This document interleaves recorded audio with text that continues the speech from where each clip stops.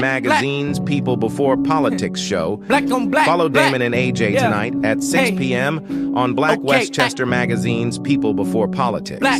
Stay informed, stay engaged, and see the world through a different lens. It's the news with the black point of view.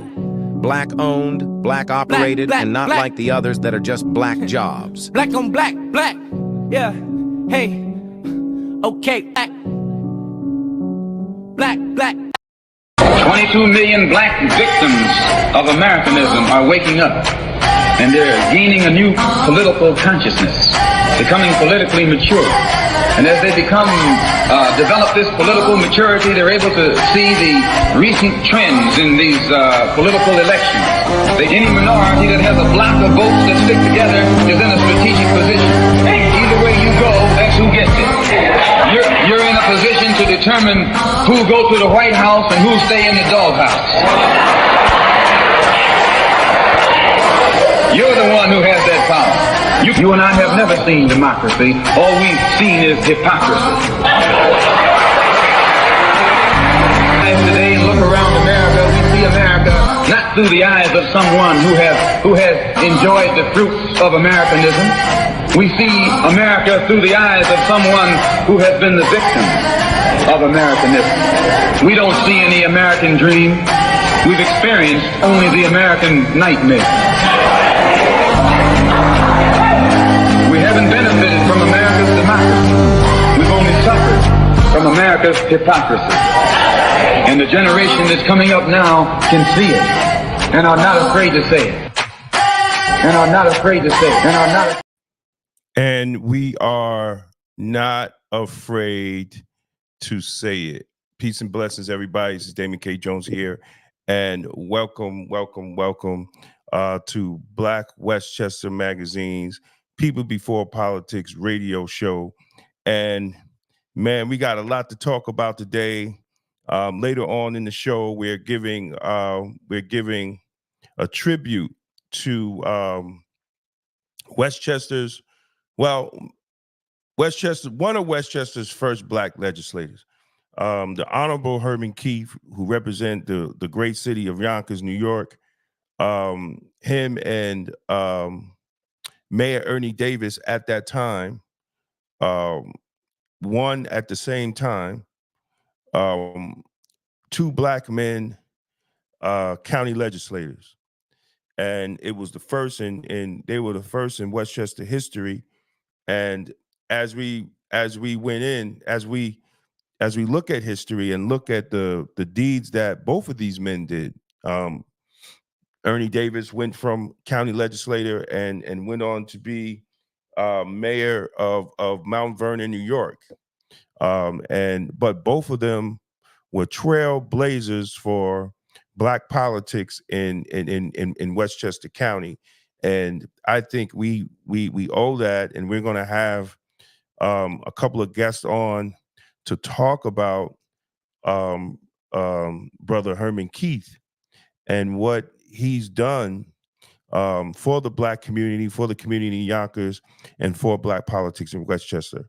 I think we always must understand how we got here, right? We didn't get here overnight.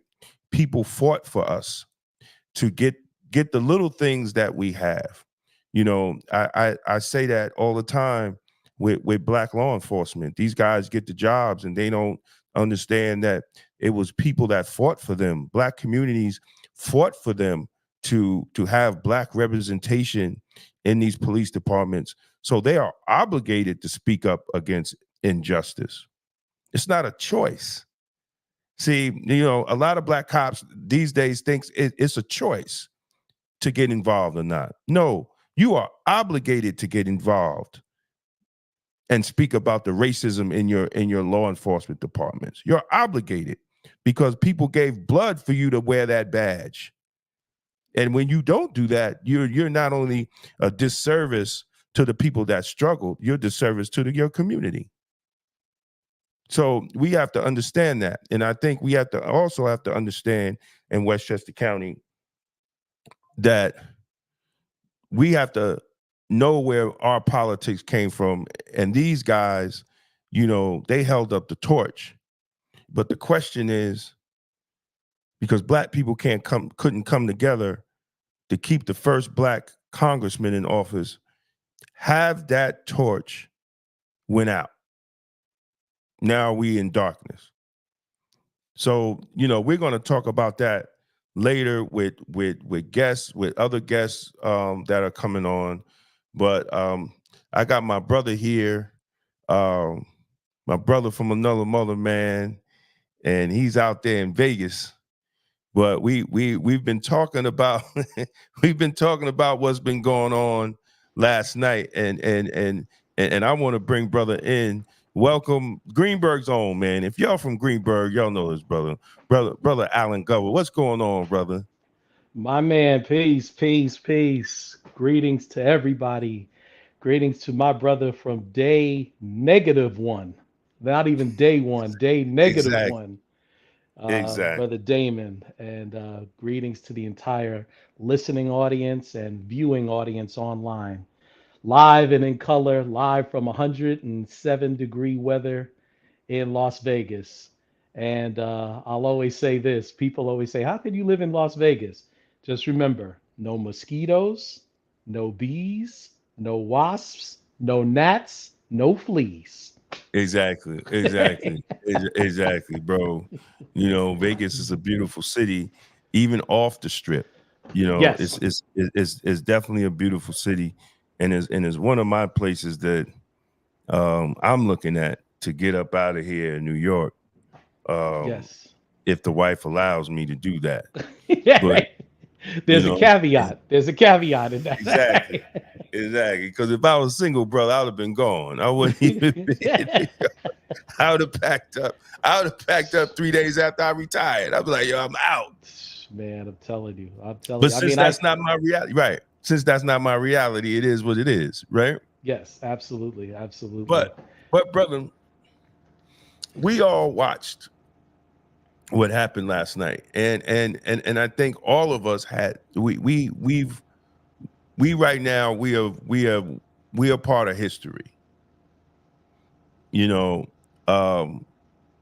Assassination on an ex-president, running a campaign to become the next president. And I've watched the news, and now they're all in a kumbaya moment. Now, whatever people think about Trump, that's your business, right? But this man has been on TV constantly since he came down the escalator in New York, in Trump Tower, to announce that he was running for president. Even when he wasn't president, he was on every news cycle, and they was talking about Trump. Then they took Trump to court. Then they took Trump to another court. Then they took Trump to another court. And then we're all surprised that someone's going to take a shot at him. The media should be ashamed of themselves because they created the atmosphere. And this is not any defense of Donald Trump. I don't want people to get it twisted about what I'm saying. This is political gangbanging at its finest. And I'm gonna say gangbanging, the red and the blue. This is political gangbanging at its finest. And now everybody wants to have a kumbaya moment. We can't have a kumbaya moment. And black people, this is not your fight. You ain't got a skin in the game because you don't own no property and you don't have no businesses. 2.7% of all businesses are black businesses. We have less real estate now than we did after we was freed from slavery. Think about that. We have less real estate now than we had after we was freed from slavery. So this is not your, you make it, they want to make it your fight, but it's not your fight. So, I think, as I said last week, Black people have to get their house in order. We got to worry about our. I was gonna say some people need to recognize that that there is a house. It's like the only way you can get the house in order is you recognize that you in a house. Some of us don't even want to recognize. Wait, I'm in your house. I'm in a house. No, but you're right, man. Like I don't know what's going on. I'll say it like this, and I appreciate the fireside chat that we're having. Obviously, in the process of what's occurring, there's much more detail that we're to learn and we're able to see as they, and when I say they, meaning government, media, do what they do in terms of their quote unquote investigations and the rest. I like what you said. I've echoed that multiple times. On one side of this was the Hatfields, and on the other side is the McCoys. Don't be Crispus addicts in the middle of their fight. Exactly. Don't be Crispus. You know what happened to Crispus. Exactly. So in the process, I look at these events, and once again, I'm going to be respectful to what is occurring in the name of Melania, the sons, the daughters, and what they are experiencing. Because in our own history, we've had history of larger than life ones of ours who were taken away from us. Mm-hmm. Malcolm taken away, Martin taken away, Medgar Evers taken away, Huey Newton taken away. The list goes on and on. We could go through Mickey Leland in the airline. I can, Sandra Bland, Trayvon Martin, Tamir Rice. We know what it is to have ones of us collectively taken away from us. So we respect those families, because the conversation today could be altogether different. Right. Instead of assassination plot, oh my gosh, he's not here. So we're going to respect the time and allow more information, and we pray that along with the understanding and that recovery is full, that truth be told. Truth be told. Now, the moments of what you're indicating from a political standpoint, we have always had a moment where we have to look inward. And the thing that has kind of confronted us is that we know how to look inward individually. Some of us know how to look inwardly neighborhood wide, but we don't quite yet understand how to look at each other collectively. Right. We have not mastered that approach in seeing our aspiration and destination as a full body collective unit, economically, politically, socially, entertainment wise. We got that going. But in all of the other facets, educationally and the rest, we have too much of a script of those that are left too far behind. So our future or our present aims are only wrapped around, a person and maybe 14 of their friends recognizing as, oh, this is the Black community. No, that's just you and 14 of your friends benefiting.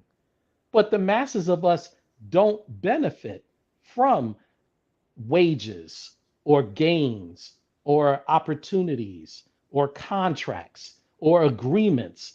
We collectively do not benefit.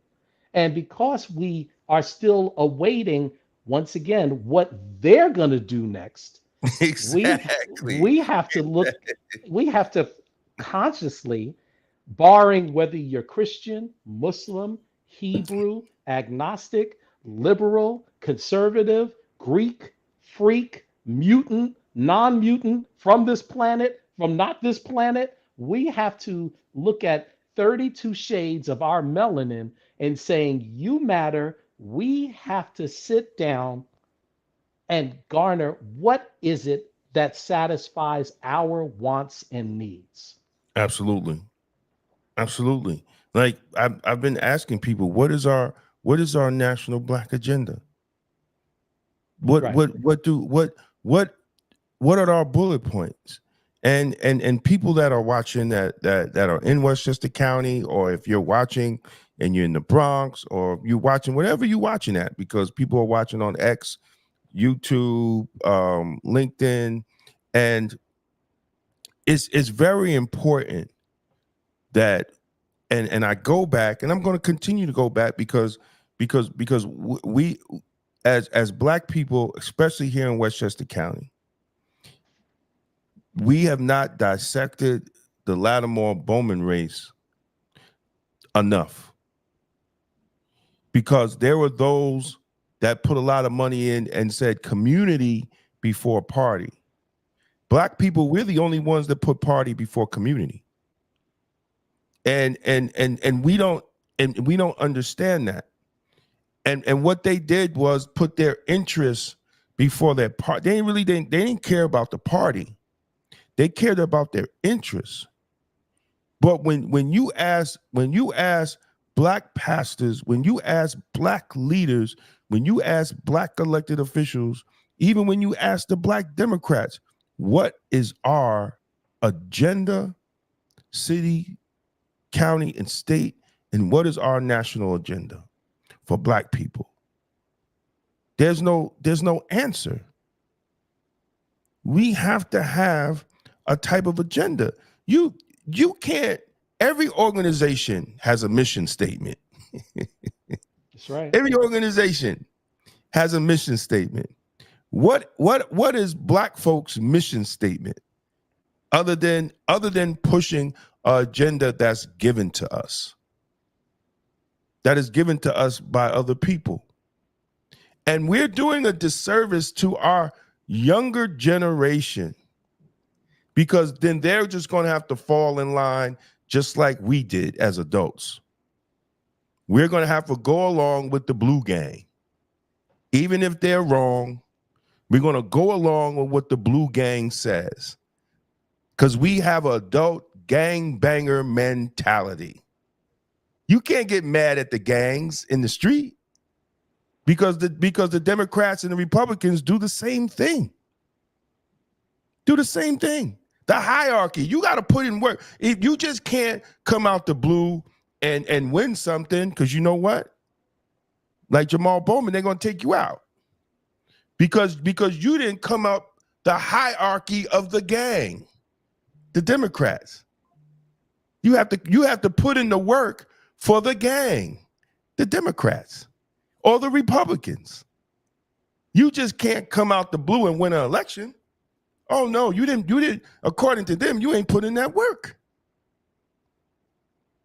You're absolutely correct. So we have to legitimately break that mentality. We have to break the gang mentality in politics. And we can't, right? Because this is what happens with gangs, right? Once the rhetoric get too much, there's gunshots. I mean, Mount Vernon, y'all know what I'm talking about. If you live in Mount Vernon, if you live in Yonkers, if you live in the Bronx, once the rhetoric get too high between two gangs, there's gunshots. I think something that you had said profound during the Bowman race for his seat, or that particular political seat.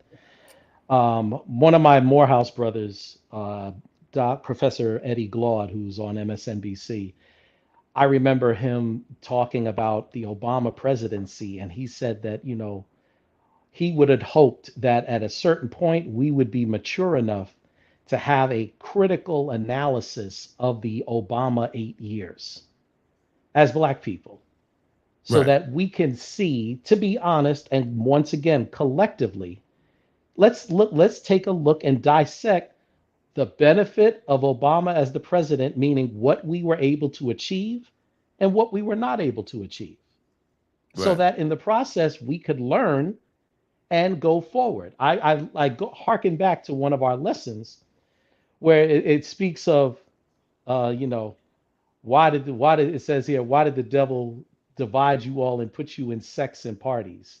And the answer in short term is they put you in sects and parties so that you may learn about each other. Right. Now, I can say in one hand, we've learned some of each other. And there are moments in history where it looked like we were clearly on our way. One of those periods, and I'm getting to a point, was when we recognized, say it loud, I'm Black and I'm proud. That's right. In that early 70s period. Mm-hmm. You could not find anyone, whether you were a Christian, Muslim, Hebrew, liberation head, conscious, not conscious, pimp in the street, bar owner, etc. Everybody was proud of the brand label, the original context of our DNA of being Black. Right. Right. The enemy saw that. They saw that in movies, they saw that in music, they saw that in learning and education. Remember, Damon, we came up at the Greenberg Community Center. Absolutely. That was where we went after school. Right. We knew where to be. If we weren't if we weren't there, we were in our house. But if we weren't in our house, we were at the community center. Right. And that reinforced the Black. It reinforced the Black. And we got to thank Ted Young for laying that blueprint, for laying those early hard days and years to establish the Theodore Young Community Center. That's right. Why am I saying all of that? The enemy saw all of that. And they said, if they keep this up with this notification and definition of Black, remember, Ebony, Jet, Black Enterprise, those magazines echoed, Ebony, Essence magazine, they echoed Black. If our parents didn't talk to us, we knew I could pick up Jet, I could pick up Ebony, I'll know exactly what's going on. And that's why I thank you for Black Westchester. But the enemy saw that. And we're like, if we keep this collectivism up, if we allow this to go unchecked, they can easily put the right message in that conscious group collectively under Black, and they'll know exactly what they want and what they need, and they will not have any qualms about addressing it. So they dropped a bomb and said, we're going to divide it up between Black. We're going to divide it up into African American, Jamaican American, Caribbean American, Canadian. We're going to divide all of that up. And then on top of dividing it up, now let's juxtaposition it to now present day. We're going to add words. Damon, do you realize me and you were talking? Nobody has heard us say the word fear. Nobody has heard us say the word afraid. Nobody has heard us say the word terrified. Nobody has heard us say the word scary. But yet, if you turn on cable news, that is the diet every single day. And you know, in the name of words, words are created into sentences, which are created into paragraphs, which are created into stories. That's right. Which are created into action and thinking. And as it always says, if you can control a man's diameter of his thinking, you can control the circumference of his activity. That's right. And in the process, we're living in the day of fear, scare, terrified, afraid, scary. We're hearing all of these words, a lot of them being the diet and being brought forth by a lot of women. That's a conversation for another day. But we're eating a lot of those words. No, and you're absolutely right. But it goes back to the lack of masculine men in leadership, right? So it goes back to talking to these brothers that are about to come on that were men, right? Unapologetic about being Black men. and we don't see that anymore, and we definitely don't see it in black politics. And this is why, you know, whether the mistakes that he made for really not knowing, you know, the spectrum of the political world that he was in, Jamal, but he stood on his blackness and he was unapologetic about it, right? And we didn't support him on that. We got scared of that, right? I used to tell everybody, and I told Andrew Stewart Cousins this. I said while we was at the Black Women's Political Caucus dinner, and Jamal was the keynote speaker, and I'm sitting at the table with Senator Cousins, and I looked at her and I said, well, they were worried about me. Jamal snuck through the back door while they was thinking I was going to run for something. Jamal snuck through the back door, and she laughed and nodded her head yes, right? Because they don't want anything like that, you know. And we're not seeing it, and I don't care what people say, you know. We're not seeing it from anybody, especially in Washington D.C. that is unapologetic, because they're taking money from the enemy of our people. Yeah. And we have to be aware of that. You know, we can't sit and poke fingers and calling people racist, Republican racist, but the people that we're supporting and voting for is taking the same money that they're giving to the Republicans. So what then that makes us hypocrites. That makes us hypocrites in what we're doing. And I don't understand why black people, we don't see it. You know, but we're go ahead, brother. No, go ahead. I apologize. No, we don't see it. Go ahead. Yeah, all I was going to indicate is that, you know, politics, for those that have engaged it for generations, you know, there's always been the additive of politics produces strange bedfellows. Mm-hmm. Now we concentrate a lot on the bedfellows part, but we don't concentrate on the strange part. Right. Why is it strange?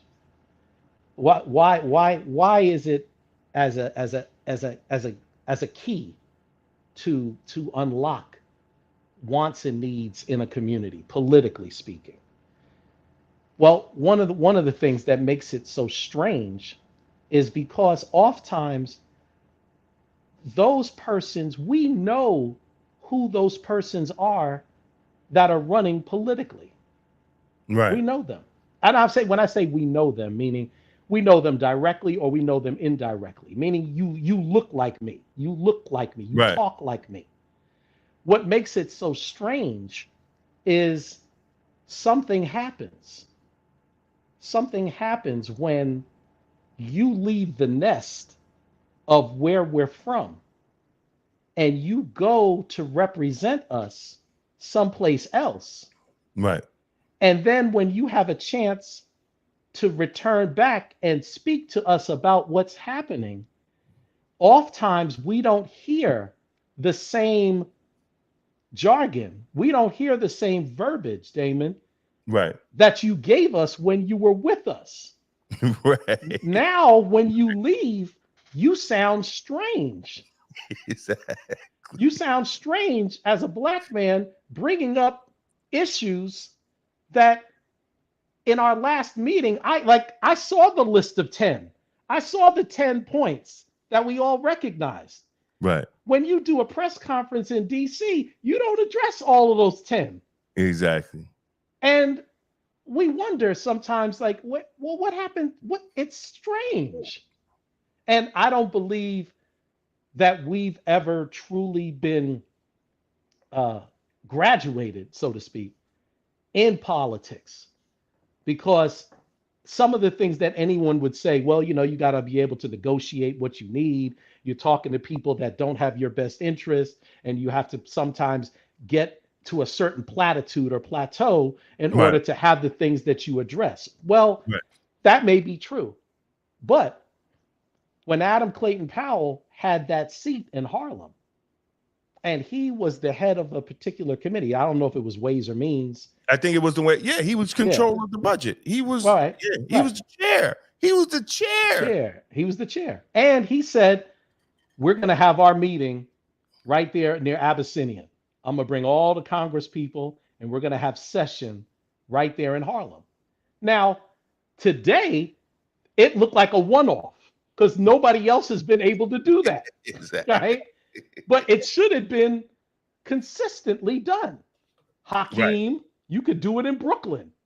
You know, the others, Aspayat, you could do it in the Bronx. Right.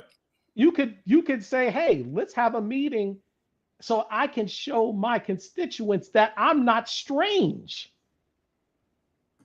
that I have other bedfellows, but I'm not strange. I'm still with you all. And it seems like politically, those other folks get to stand up at any moment and say, I'm not for that.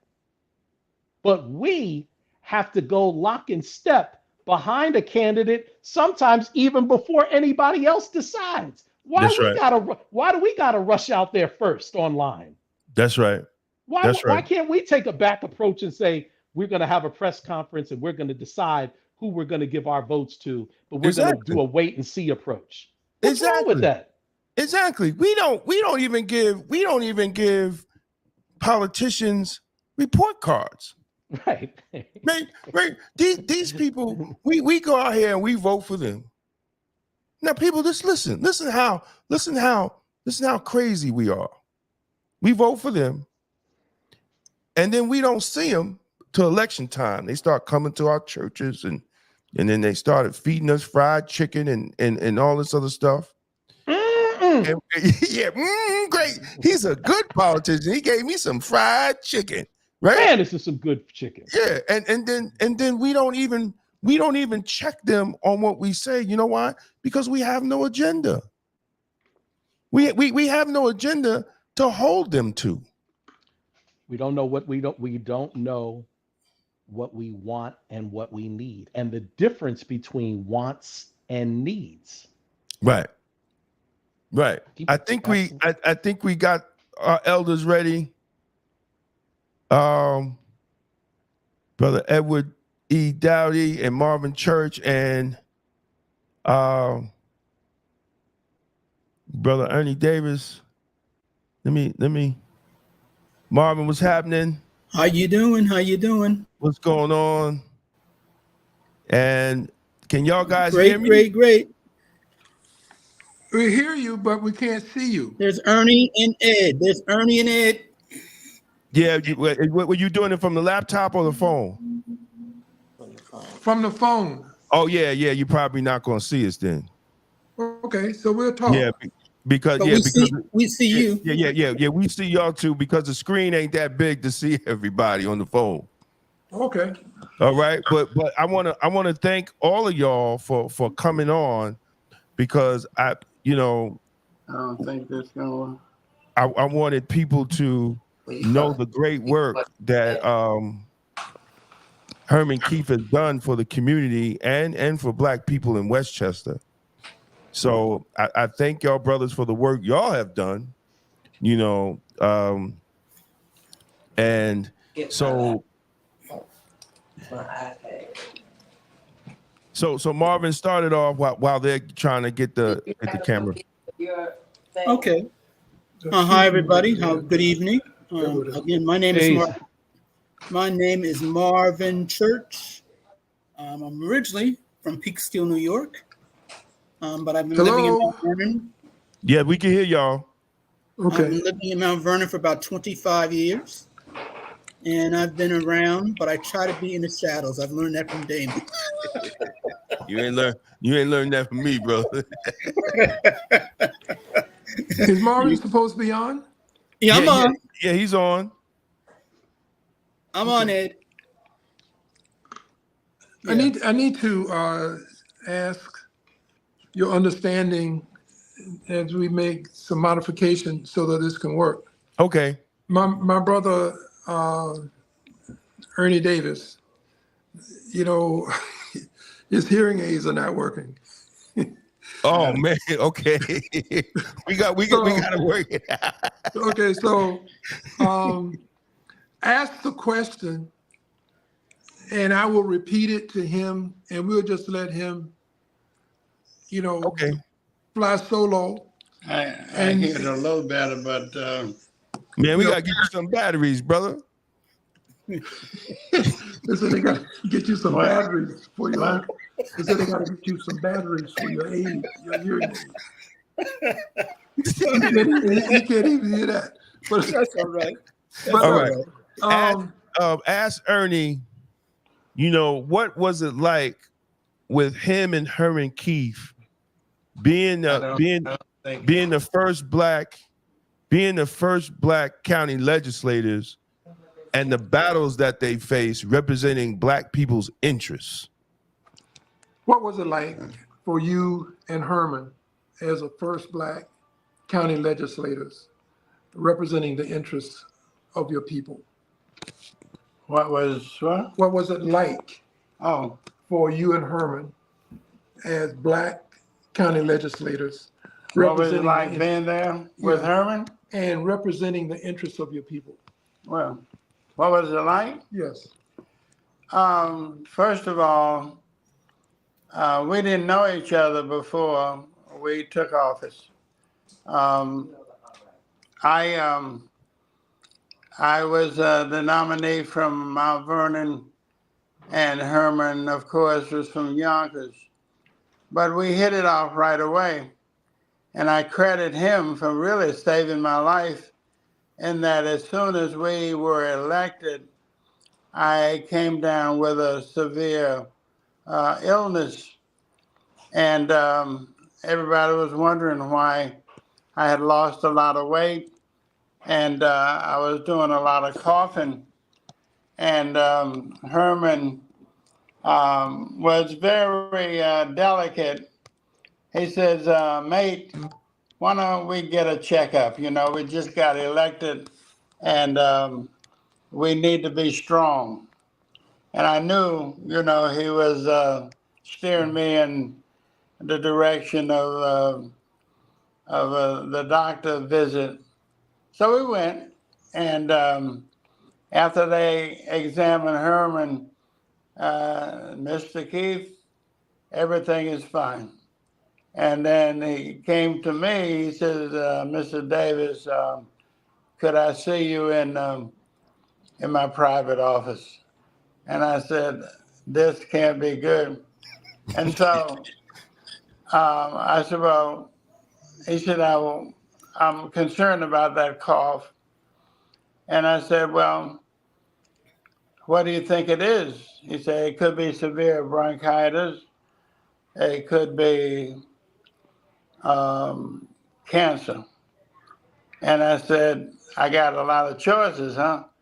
And so he introduced me to an internist, Karen Bihar. And we developed a relationship and we went through a lot of tests. And eventually we found that there was a problem with my colon. And they decided that they were going to take 6 feet of colon where the polyp was, 3 feet on one side, 3 feet on the other, just in case it's cancerous. And so it turned out that it was cancerous, but it hadn't entered my bloodstream. So I credit Herman in that he sort of, directed me towards a solution to my problem. And after that, of course, we became very, very good friends, and we traveled together. We spoke all over the county, and we really hit it off good. And I was a politician. Herman was not necessarily a politician. I had just come out of having many positions in Tom Sharp administration. I had been a building commissioner, chairman of planning board, chairman of real estate board, and so I had the edge in terms of politics, and so it worked out. He was a conscious, and I was with him to how the best way to get things done politically. And we traveled together. We talked together. We shared. In those 12 years we were with each other, we got a lot of things done. For instance, when the crack epidemic came along, Herman and I were on top of it. We had hearings, recycling, South Africa, In fact, we got arrested. Now that I'm thinking about it, we got arrested for protests, South Africa policies, their banking policies. And so I miss him. And when he became sick, I went over to his house, and he looked at me and he said, "Boy, I'm so glad to see you." And I asked Gail, I said, "You think he knows me?" He said, "Sometimes he doesn't know me." And so from then on, it was an uphill battle with the disease that he had. I miss him. And he was debonair. He was always dressed. Everything was always meticulous. And even when we were traveling, we would go to Albany. Herman would have his driving shoes on, his gloves. his car was always clean. And we just hung out. We played tennis together over in Yonkers. Sometimes he would come to Mount Vernon.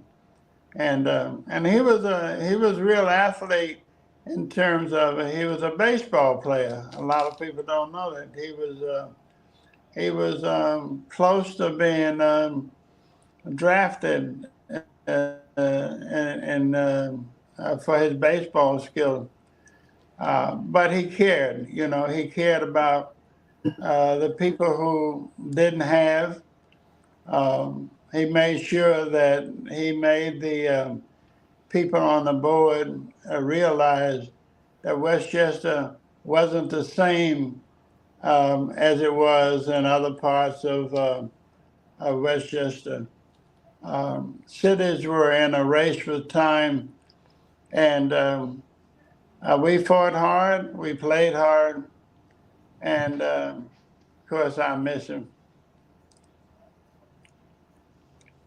Thank you. What are we facing the same situations as we did when y'all first got as county legislators, or have there been improvements or setbacks?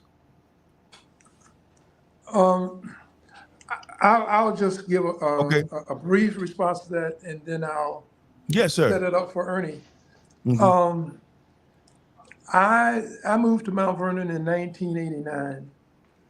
I met Herman through Ernie. Herman was a county legislator, and I had a job working at the county, and my office was in the county office building.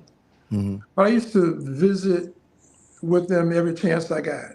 I mean, every day when the county legislative members met, I would, find my way up to where they had space.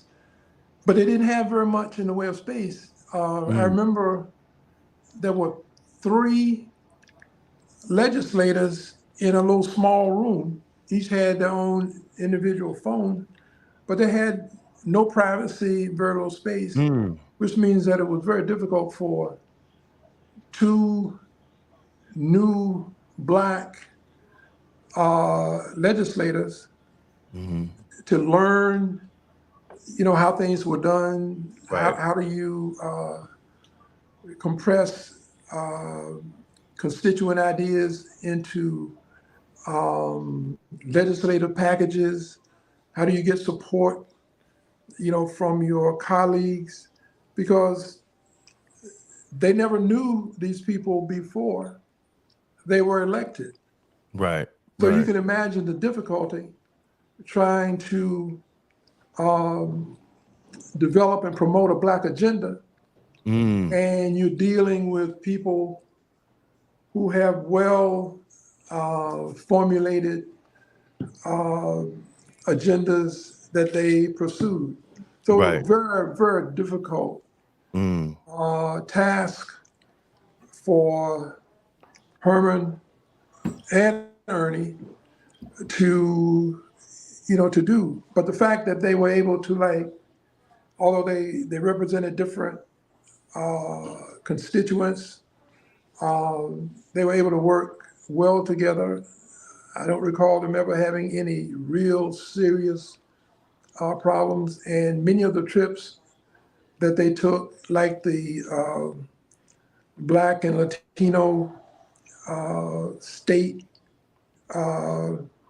caucus weekend, and then in Washington, the Black Congressional Caucus weekend.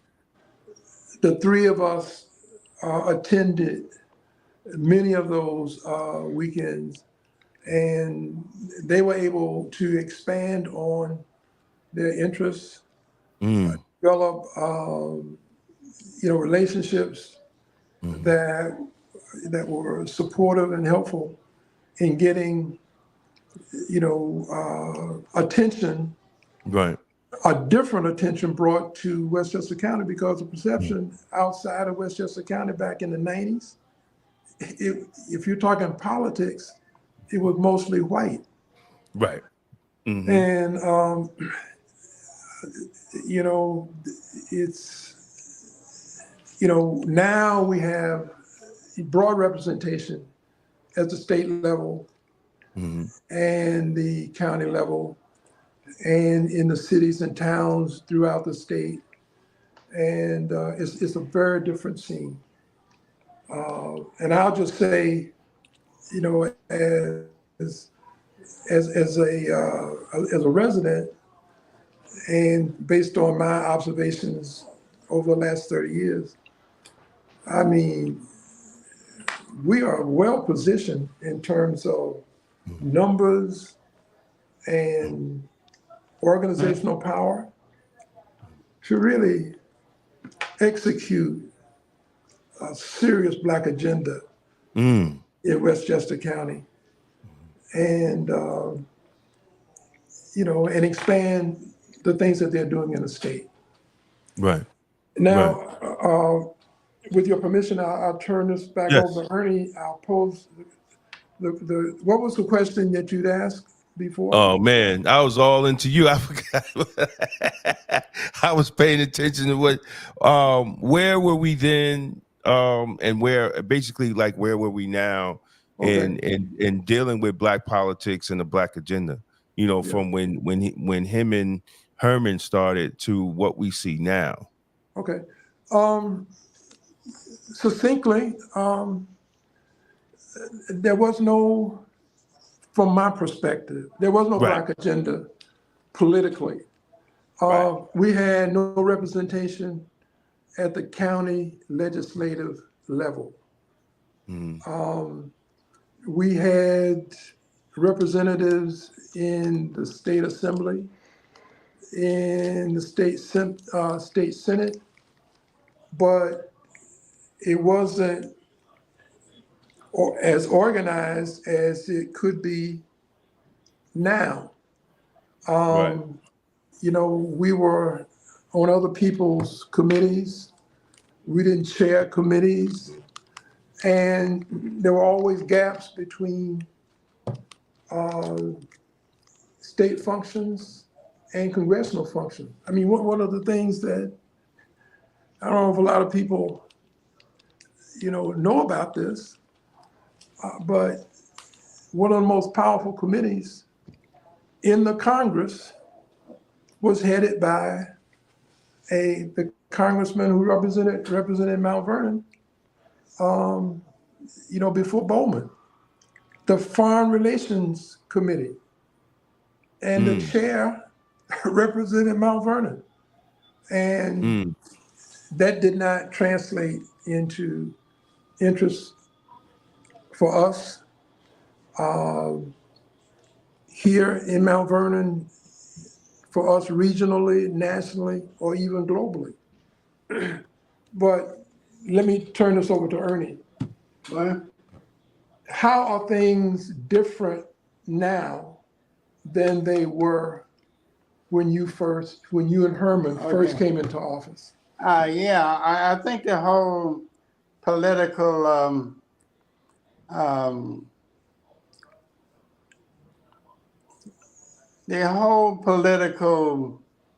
stance and the reason for politicians being in office seems to be geared towards their personality and what they think will get them on television. And I don't think there's a sensitivity towards solving the real problems. And it has politicians are not trusted just generally, but now they have a good reason not to trust, because everybody's looking for something that get them elected with a small enough base. You have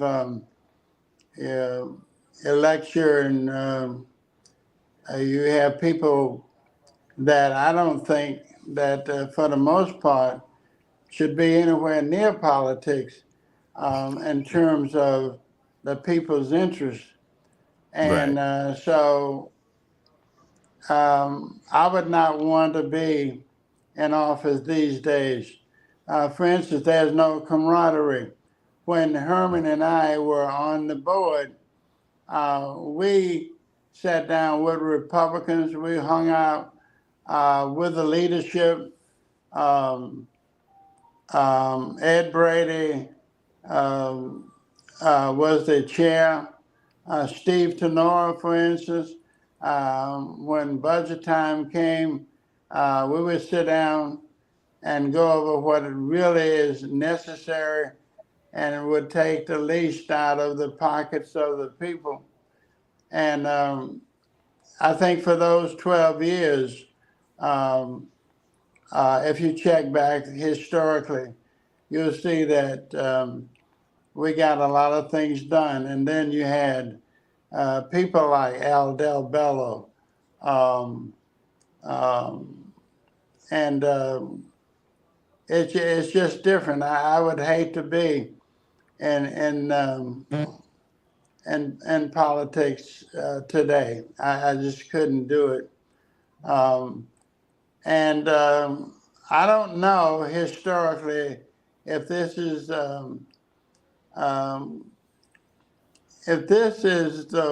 way of history that says that this country is rapidly going down the road of a second-class country. We seem not to know what's important. If you really look at the educational system, for instance, you look at the jobs, job creation. People are more interested in making money on the backs of people. For instance, if you look at steel, you look at the materials that goes into making cars, you look all over China, Trump is talking a lot of stuff about China, but China is eating our lunch. And you got people who don't have, in my estimation, don't have the slightest idea of why they're there except to exalt their own personality. And I think this country is in serious trouble. And the types of people that they elect is mind-blowing. And so unless there's a change, so how do you change these things? Well, you got to have the electorate fed up with it. You got to have the loyal opposition that will spell out really what is wrong. You got to get the people involved so that they will understand that they can make a difference and they can throw the bums out that shouldn't have been in there in the first place. But I fear for this country when you look at the types of politicians that's in office now. And I can look at the stuff that Herman and I were interested in. We were interested in what crack cocaine was doing to our people. We were interested in the housing situation. We're interested in the infrastructure. That doesn't seem to bother people. It's Right. just who's going to get elected. And they can't tell you why that you should really vote for them. But I think the ultimate solution is that you have to have an electorate that just won't take the foolishness that these people who got elected are giving us. So my job now is to be a loyal opposition to gather people and analyze the problem, see what is being done to solve the problem, and get on with the people's business. But that's going to take you and me. Mm-hmm. And because politicians just won't do it just because it's the right thing to do.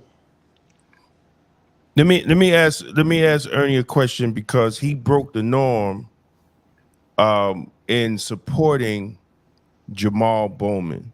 What do you think? When a lot of other people in Mount Vernon leadership in the Democratic City Committee supported George Lattimore, what was his reason? They want to know why you supported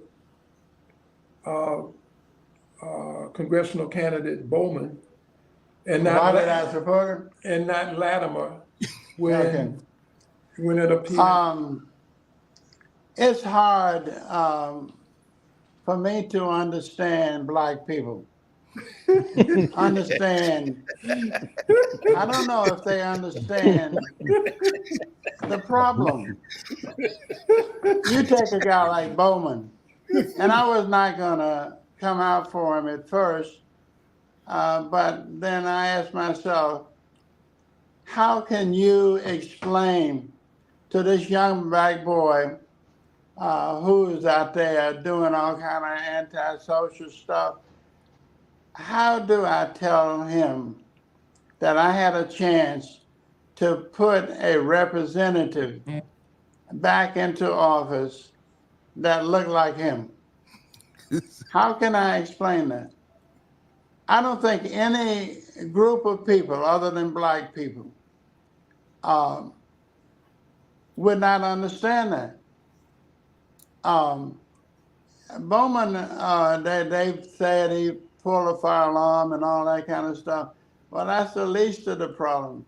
The problem is that that Black boy, that Black girl needs to see somebody that looks like them in high places. And as a result, they can aspire to be like them. And that's the reason I supported Bowman. I think he, in terms of the politics, I don't think he understood politics the way I understand it. And he was a threat. He was a threat to the established order.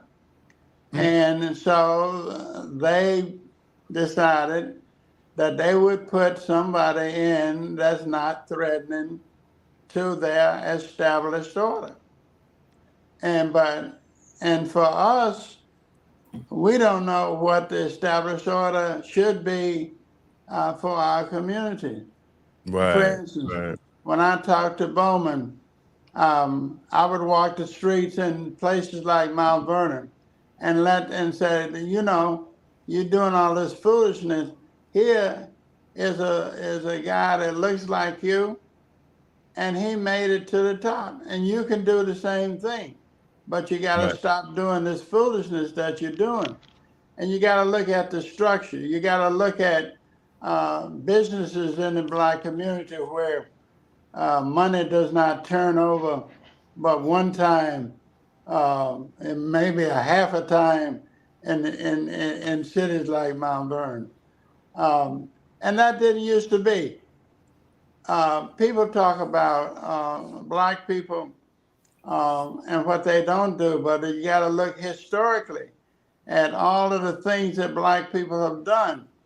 And you can I could use people like Bowman to come into the schools, talk to the business people, get monies into the community that trains these young Black kids. Look at the educational system. Educational system is where we spend the most money. And the reason we spend so much money is that the federal government has cut their support for the educational system. Who does it hurt? The little Black boy and the little Black girl.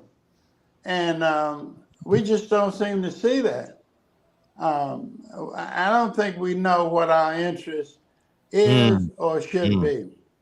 And so when I looked at Bowman, and we had a long conversation, and I agree that he's not the most polished politician, but he is a force, I believe, that we need in Washington, D.C.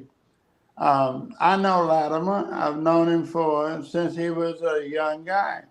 But in my opinion, he will have to go to Washington and serve those who put him in office.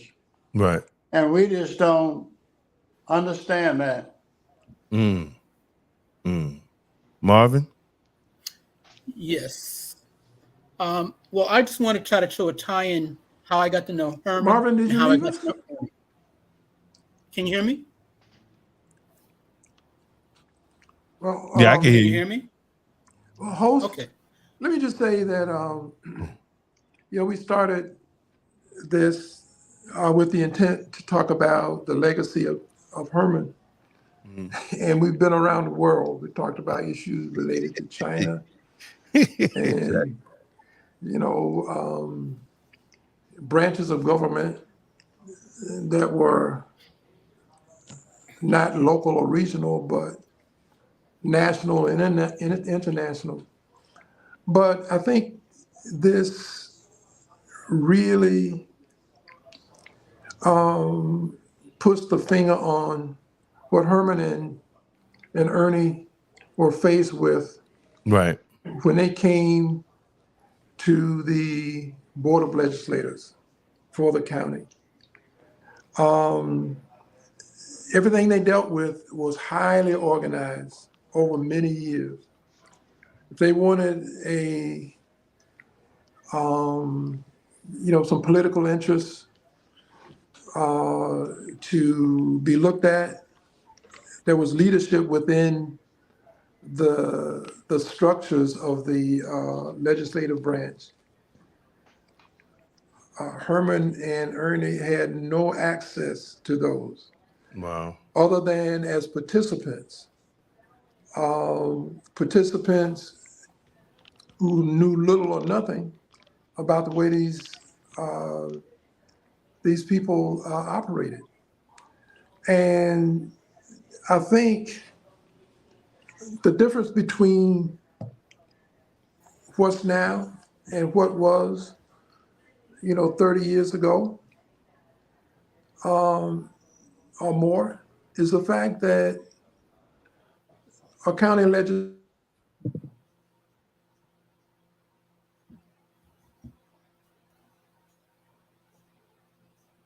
No, he froze.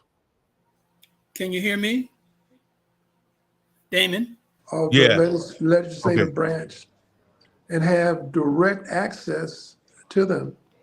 And I think that one of the things that we all need to pay serious attention to is that our agenda needs to reflect where we are now. Mm-hmm. We're not just wanting to be one of the guys or a member of something. We need to think leadership. If I remember Adam, can you imagine how difficult it was for him to come into the Ways and Means Committee when there was nobody on the committee that was supportive of him? But guess what? Every piece of legislation he put together, it passed. Every piece. And I think that we need to have a good understanding of what leadership really means, what it really means for all of our elected officials. When they go to represent our interests, you're not coming in as just one of the party or one member of the committee, or you're coming in as a junior. You're coming in to lead the structure, to translate, real benefits to your constituents. And Ed, I wanted to try to tie in. Ed, can you hear me? So much as a legislator because he brought so much energy and he was daring. And there were many other things that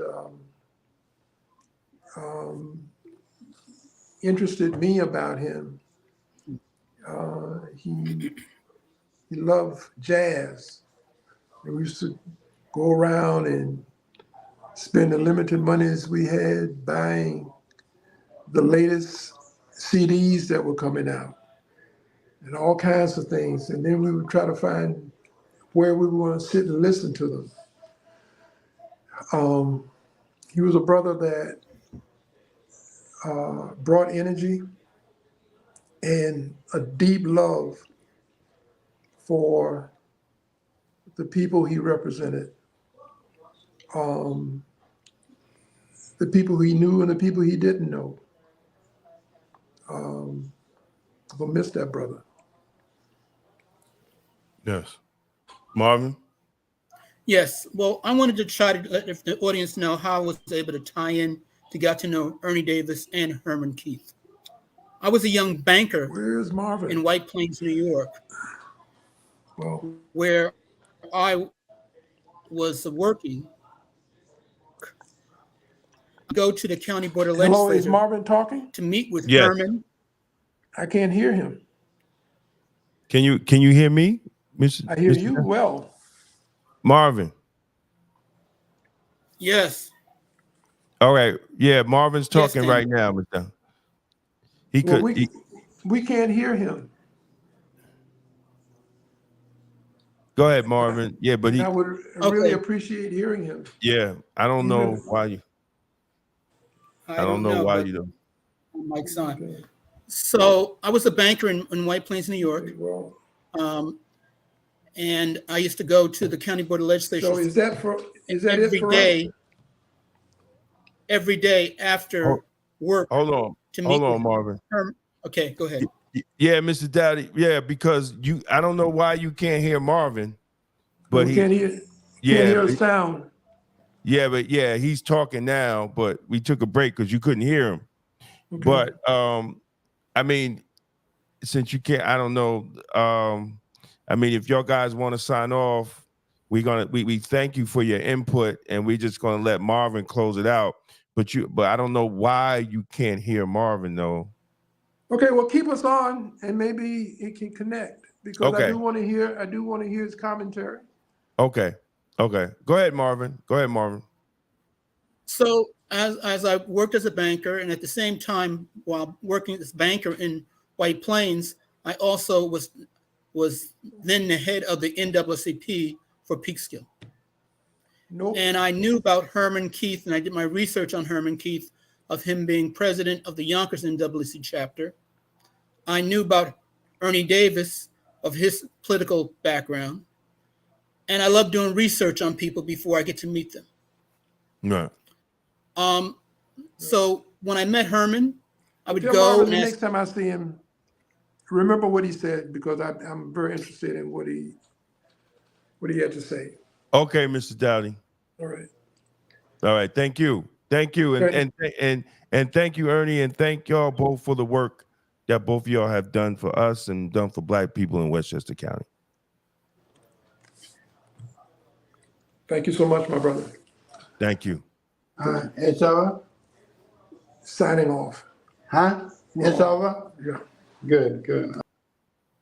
Okay. Yeah. Okay. So I would go and meet with Herman and Ernie every day after work to go over some ideas and agendas that they were working on at the County Board of Legislature. I was like a sponge. I was trying to learn everything I could learn from both of those guys. With my connections being in NAACP and talking to Herman a lot, I then was able to reach out and met up people who were major leaders throughout the county, such as Napoleon Holmes in New Rochelle. I got the opportunity to meet with, at the time, Deputy Commissioner in New Rochelle. He was the Deputy Commissioner of Police, got to meet him. And a lot of these folks kept me on the straight and narrow as to what directions I needed to go. Which helped me to focus on areas that what Herman was trying to do, as well as Ernie. So as we move forward, Herman got really involved with the South African issue of apartheid. And we were researching, he asked me to research various companies that were tied into South Africa, and that was using county funds and state funds in these companies. So I researched them. And that's when Herman had the opportunity at that time to meet Carl McCall. He was working at the time, was vice president of Citibank. And we talked about the various banks. We talked about the various financial institutions. And I was advising Herman how we could posture and move things forward of dealing with these companies that were impacting folks in South Africa and as well as America. And we started making some inroads there and impact. And I started learning a lot from Herman, listening to what he had to say, got to meet a lot of his personal friends. I got to meet his family. I would go over to visit his children. And a lot of us were about the same age at the time. And it was a really good relationship. So as I was head of the NAACP in Peekskill, there was a big case called the Tawana Brawley case. They tried to bring me into that case up in Newburgh. And I was very fortunate to know the Napoleons and Mr. Al Toon, who was the Deputy Commissioner of New Rochelle at the time, police. And they kept me out of harm's way. They said, don't you go and touch that case at all. Don't you even bring it up. You stay out of it. And that was the best move I heard in my life. Yeah, we all remember that. We all remember that one, man. Yeah. And then I had the opportunity to honor Hayward Burns, who was originally from Peekskill, who was the first Black dean of a law school, who lived in New Rochelle, but was originally from Peekskill, New York, and he was my mentor. So I got to meet a lot of people brought in through Herman and other great people that Herman introduced me to. Brought in Susan Taylor, who at the time was head of Essence Magazine. And her brother lived in the town of Cortland, brought them in to speak. I had the opportunity to bring Jack when he was a senior, getting ready to graduate from North Carolina A&T through Herman's effort when he was working with the Rainbow Coalition and ran the Jesse Jackson campaign for all of Westchester. And I worked on the campaign representing Peekskill, which he ran the whole Rainbow Coalition for the county. And he had various chapters, and we won Peekskill, we won Mount Vernon in a couple of areas. And I was hoping to be a delegate to the convention, but I wasn't chosen.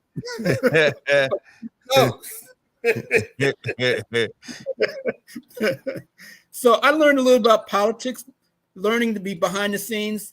Sometimes you don't get what you want, but sometimes in the long run, you get what you want. Right. So as I move forward, work with Herman, opportunities came up for me. And I was being offered the opportunity to be one of the first Black commissioners in Westchester County. Now, a lot of people didn't know me down south in southern Westchester, but people in northern Westchester knew who I was and what I was trying to do and try to make a difference. But again, I love doing research. I worked on Andy Spano's campaign when he was trying to run for state controller. I did a lot of the research and analysis for his campaign, and we didn't win. But the theme and research that I came up with, it made the Republican candidate win the election over the Democrat, because at the time, certain people were working at investment banking firms that were still having a great deal of the money that was involved with South Africa. So that's chances. Hey Marv, I just put up on the screen the letter that you sent me from Herman Keith. Look how old school for the Rainbow Coalition, so people can see like it's the real deal, right? It's not, and we can see how technology changed over the years too. But this was what, 84. 84. So this is how we communicated in 1984, with flyers like this and letters like this, man. And this is the original letter from Herman Keith, head of the Rainbow Coalition for New York. It's a lot of great history here, that we really got to understand our struggle, man. Like we take it for granted. We really take that we got these positions that we're in now as young Black people on our own, but people fought hard. You, Herman Keith, Ernie, Mr. Dowdy, like everybody fought hard, and it seems like we dropping the ball. Well, we are dropping the ball in a lot of instances because we don't keep up on the technology and research. You right. Got to keep up on your research. You got to know what's going on around you and what's going on other places around the country other than Westchester County. And one thing I was very fortunate of having the opportunity after going to school in University of Albany, my parents told me I need to go down south, and I went to Clark Atlanta University to get my MBA. And I got to meet a lot of Black leaders that are my friends to this day. I can contact them around the country, and I know what's going on. And right. A lot of them had prominent positions in corporate America. One was Deputy General Counsel for General Motors. Right. He covered all of Middle East of General Motors. Good friend. He's on boards of various historical Black colleges. So I've made some lifetime relationships and friends by going to the HBCU, stayed in contact with them. They were in key positions, and I utilized their expertise and their business savvy. And that's the advantage I had over others, because I always researched outside of Westchester County, because if you just focus on Westchester County, you're not going to learn anything. Exactly. Because you get stagnant. Exactly. So I knew what cutting edge issues. My major professor down at Clark Atlanta University at the time was Maynard Jackson's city manager. And I learned about what Black Atlanta was all about when they were building the airports and developing the businesses with the construction companies, building the banks. One of my classmates from undergrads aunt was the head of the Atlanta life insurance company in Atlanta. So here I am up in Albany. I meet this young lady from Syracuse, her aunt. I'm telling her I'm getting ready to go to Clark, Atlanta for my MBA. She introduced me to her aunt, who runs the Atlanta life insurance company for the entire country. I mean, where do you get opportunities like that? Right. How do you get access like that? My major professor was Dr.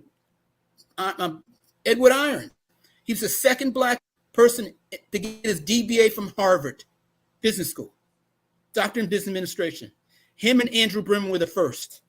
Got to meet Andrew Brimmer, got to meet his daughters, his family. Through my connections of being at a historical Black college, it really gave me great insight and opened my mind to a lot of things. And I brought those ideas and opportunities back to Westchester, where I grew up, and keep my friends and colleagues to this day through Herman and others. I met Herman's friend who used to live in Yonkers. She's in the Bahamas. I talk to her all the time. I met a friend of Herman's, commissioner of the Big Dig in Boston. I met sitting next to Ted Kennedy. And at the time, I met this other state U.S. senator named John Kerry, and told John that Herman Keith knew his sister. And when I told him his sister's name, John, I thought his hair was going to stand up on his head. Because we're not supposed to know about these folks. Right, exactly. We're not supposed to have these interconnections of knowing people and what's going on through different areas. So I've been very blessed and fortunate. Herman helped me out a lot. Ernie helped me out a lot. He gave me opportunities to see things. And when I was in position, I would also give it back to others who were in key positions that needed the work. Because when you're in these key positions, and my parents always taught me, you're there to serve. You're not there for yourself. You're there to serve. And when you serve, you try to serve others. But unfortunately, when we as Black folks get in there to serve, we get carried away. And we think we run and own the joint. Right. But then when you get out of service, and when you can't find a job, then you wonder why. I try to help some folks and you can't find a job. My white colleagues always will land on their feet. We people of color do not land on their feet. Right. We have to develop our own business and opportunities. And that saved me after leaving the county, that developing my own business with my wife, and I've been very blessed to be with. That's saved me talking to Herman, talking to Ernie's, because I had to go on my own because I didn't land on my feet. And when you land on your feet, don't land on your feet. You learn to be an entrepreneur. Absolutely. You learn to make your own money. You learn that nobody can control you but you. Because you're the ones to decide who's going to make how much money you're going to make. That's right. So, and you ain't looking at no people to have a Black job. Right? You ain't looking to have a Black job. You're making jobs. See, and that's the difference. Yeah. And that's been helpful. That's been helpful. And I'll tell you another quick story. My economics professor, her name was Dr. Margaret Sims, just came off of finishing up her PhD at Stanford. Tough economics professor. But what I learned from Dr. Margaret Sims was on the board of Black Enterprise magazine. Wow. She always had us focused of looking at the Wall Street Journal each day to see what's going on and what the trends, the market, and how things are moving forward. So that's the kind of training I had, and I try to instill to some of my brothers and sisters. But some of them you can help them, some of them you're not going to be able to help. But Herman helped me out a lot. Ernie Davis helped me out a lot, and I'm very fortunate with helping Ernie's wife with the memorial services for Herman, because to me he was like family. Right. And you got to be there when people need you. Absolutely. And I thank you, man. I thank you for the work that you've done. I thank you for checking in on me and making sure I stay sharp and on point, and y'all guys really have represented our community.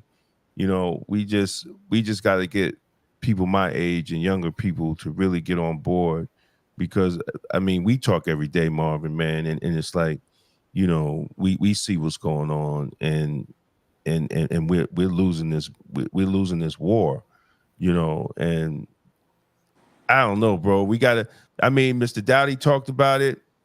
Ernie talked about it. We got to have an agenda, and these are guys that have been in it longer than I've been alive, and they already said it. We have to have an agenda. Like, they tried to create an agenda.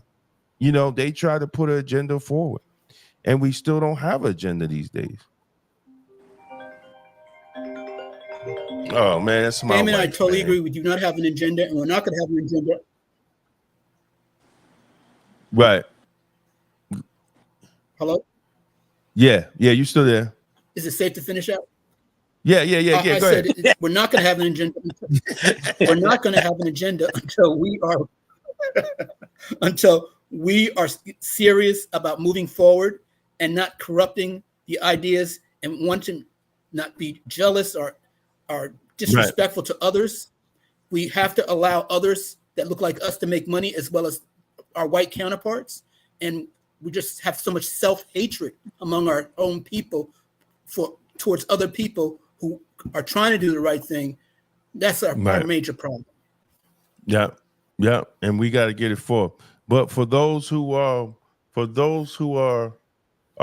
looking for a Black agenda, please go to theblackagendaproject.org. Sign up. We're about to come out in September with a Black agenda. I don't talk about it, I be about it. So sign up, go on in the blackagendaproject.org. Just go up and sign up. And God willing, by September, we'll also have a book, and you can help donate. When you donate $20 or over, you'll be able to get the actual book, The Black Agenda Project, which we will talk about our agenda and talk about, here's the thing,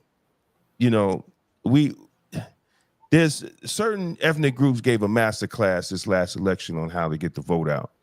And I really think I'm going to put a lot of that stuff in the book, on how we have to galvanize the votes of Black people, and making sure that those who can't vote will fill out absentee ballots and get the absentee ballots. Because something Cat Williams said, that they study us, but we don't study them. They study us. They study our habits. They knew that we wasn't coming out to vote. They study our habits. But Elijah Muhammad said, what, Brother Allen? He said what? Study the white man because he's successful and he doesn't make no excuses for his failure. So it's time for us to actually have a game plan on how we get elected officials that fight for us, in these offices, and I really look, and let me tell you, the elected official don't have to be Black. He just has to follow our agenda, right? He just has to follow our agenda. I'm not saying we're gonna run out and support all black politicians. I didn't say that. I said we have to have an agenda, and if that elected official says I'm going to follow that agenda and we support him and we get some pieces of that agenda, then that's a win. That's a win. But we have to have an ass, right? We have to have even in sales, right? You gotta have you gotta have an ass. You have to have an offer. You can't sell nothing without an offer. So if they want to if they want our votes, we have to give them an offer. Look, here's what we want for our votes. It's either yes or no. And we can't get scared when they say, oh, well, this one's going to win or that one's going to win. No. Well, you know what? Maybe your competition over there in the Republican Party is going to give us what we want. That's called diversify. When you go to your accountant or your financial advisor, what does he tell you? You have to diversify your money. You can't keep all your money just in one account. That's what my bank told me. They looked at my account and said, why you got all that money in that account? You got to move it around. So why are we in the same party? Why we're not moving around in different political parties and diversifying our investment as Black people and our $2.5 trillion that we spend a year? We got to get it, man. So please sign up. And we've been on there for a minute. Marvin, man, I thank you. And is anything else you want to say, Marv? Just tell them how long you and I have known each other. since I was 2 feet tall. Yo, see, we done gave away the secret on the radio, man. They be like, oh, they knew each other for that long. Oh, man. Since I was 2 feet tall, man, before I could talk.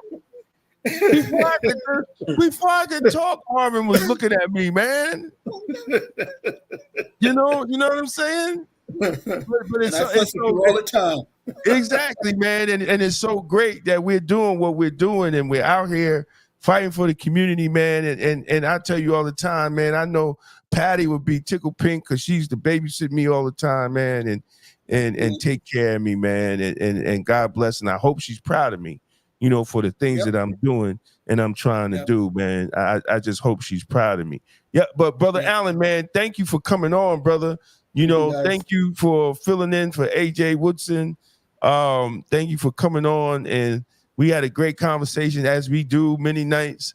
You know, I used to call the brother all the time. I used to drive to work. Nah, I don't work, so I'm chilling, right?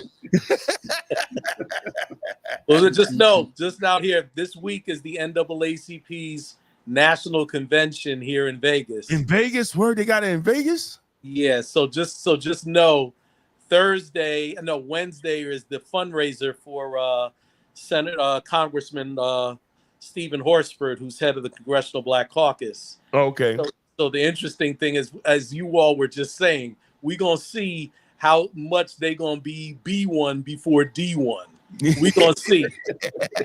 Right? Yeah, no, we got like I gotta go back on their website. Do they have an agenda? That's the thing. We're about to see.